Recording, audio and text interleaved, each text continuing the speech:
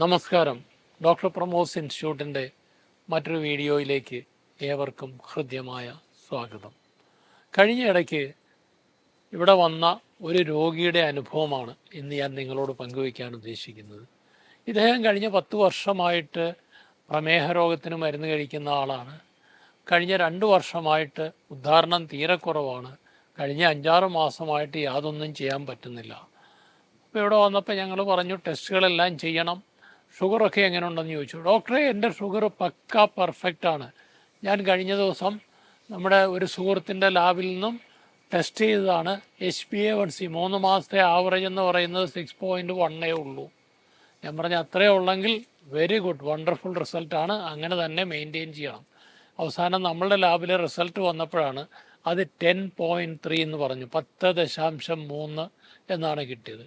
അപ്പോൾ ആൾ വല്ലാതെ ബഹളം വെച്ചു. ഇത് ഇത്രയും വരാൻ യാതൊരു സാധ്യതയില്ല, കാരണം ഞാൻ ചെയ്തൊരു പട്ടാളക്കാരൻ്റെ ലാബിലാണ്, അവിടെ ഒരു കാരണവശാലും തെറ്റാൻ വഴിയില്ല. ഞാൻ പറയും ചിലപ്പോൾ റിസൾട്ട് എടുത്ത് എഴുതിയപ്പോൾ ഉള്ള തെറ്റായിരിക്കാം, അതല്ലെങ്കിൽ ക്വാളിറ്റി കൺട്രോൾ ഇല്ലാത്തതുകൊണ്ടായിരിക്കാം, എന്തെങ്കിലും കാരണങ്ങളാവാം, നമുക്കറിയില്ല. നിങ്ങൾ ഇത്രയും നിർബന്ധം പിടിക്കുന്ന സ്ഥിതിക്ക് നമുക്ക് നിങ്ങളുടെ ഒരു സാമ്പിളും കൂടെ എടുത്ത് ഞാൻ ഫ്രീ ആയിട്ട് ഇവിടെ ചെയ്യാം, പുറത്തൊരു ലാബിലേക്കും വിടാം. വീണ്ടും അദ്ദേഹത്തിൻ്റെ ബ്ലഡ് സാമ്പിൾ എടുത്ത് ഞങ്ങൾ രണ്ടാമത് ടെസ്റ്റ് ചെയ്തു, അതും 10.3 തന്നെ കിട്ടി. അതേസമയം പുറത്തുള്ള മറ്റൊരു നല്ല ലാബിലേക്ക് നമ്മൾ അയച്ചു. ആ ലാബിൽ നിന്ന് വന്ന റിസൾട്ട് വന്നപ്പോൾ 10.6 ആയി. ഈ പേഷ്യൻ്റ് ഇത്രയൊക്കെ ആയ സ്ഥിതിക്ക് അന്ന് ഇവിടെ തന്നെ താമസിച്ചിട്ട് അടുത്ത ദിവസം രാവിലെ പുള്ളിക്ക് വിശ്വാസമുള്ള വലിയൊരു ലാബിൽ പോയിട്ട് ടെസ്റ്റ് ചെയ്ത് റിസൾട്ടും കൊണ്ടുവന്നു, അതും 10.3 ആണ്. അപ്പോൾ ഈ 3-4 ടെസ്റ്റുകൾ ചെയ്തതെല്ലാം 10.3 ആണ്.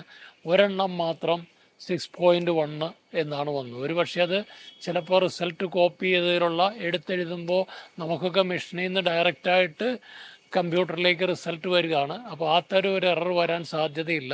ചിലപ്പോൾ എടുത്തെഴുതിയപ്പോൾ ഉള്ള റിസൾട്ട് ആവാം, അല്ലെങ്കിൽ മറ്റെന്തെങ്കിലും സംഭവങ്ങൾ ക്വാളിറ്റിയിൽ കൺട്രോൾ പോരാതെ വന്നതുകൊണ്ടാവാം. എന്തു തന്നെയാണെങ്കിലും പ്രമേഹ രോഗം നിയന്ത്രണമില്ലാതെ വന്നാൽ അത് ഉദ്ധാരണക്കുറവ് ഉണ്ടാക്കുന്ന ഒന്നാണ്. ഉള്ള ഉദ്ധാരണക്കുറവ് വഷളാക്കുകയും ചെയ്യുന്ന ഒരു പ്രധാനപ്പെട്ട കാര്യമാണ്. കാരണം ഈ വ്യക്തിയുടെ കേസിൽ മറ്റെല്ലാ ടെസ്റ്റുകളിലും നോർമലായിരുന്നു, വിതിൻ നോർമൽ റേഞ്ച് ആയിരുന്നു. പെനീസിൻ്റെ സ്കാൻ ചെയ്തിട്ട് ബ്ലഡ് ഫ്ലോ എല്ലാം നോർമലായിരുന്നു. ഇദ്ദേഹത്തിൻ്റെ മുഖ്യ പ്രശ്നം എന്ന് പറയുന്നത് ഷുഗർ അമിതമായി കൂടിപ്പോയതാണ്. അപ്പോൾ അതിനുള്ള ടെസ്റ്റുകൾ ചെയ്തു. ഇന്ത്യ എന്ന് പറയുന്നത് ലോകത്തിൻ്റെ ഡയബറ്റിക് ക്യാപിറ്റലായിട്ടാണ് ഇന്ത്യ മഹാരാജ്യം അറിയപ്പെടുന്നത്. ഏതാണ്ട് 100 കോടി ജനങ്ങളുള്ളതിൽ 10.5 കോടി ആൾക്കാർക്ക് ഉദ്ധാരണക്കുറവുണ്ടെന്നാണ് വിലയിരുത്തപ്പെടുന്നത്.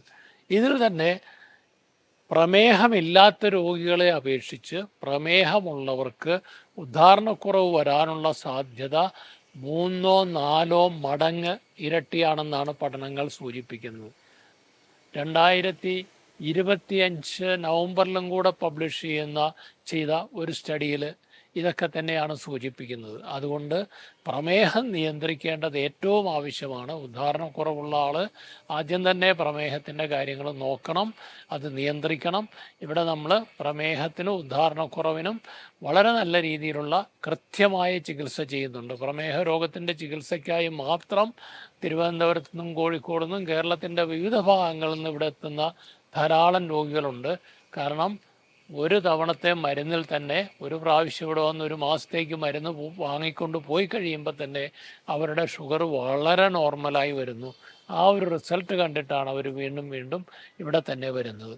അപ്പോൾ പ്രമേഹം ഓർമ്മയിലിരിക്കട്ടെ. പ്രമേഹ രോഗമുണ്ടെങ്കിൽ സൂക്ഷിക്കുക. ഉദ്ധാരണക്കുറവ് വരാനുള്ള എല്ലാ സാധ്യതകളും ഉണ്ട്. അത് ശ്രദ്ധിക്കണം, അതിന് കൃത്യമായ ചികിത്സ എടുക്കണം. മറ്റൊരു വിഷയവുമായി വീണ്ടും കാണാം. നന്ദി, നമസ്കാരം.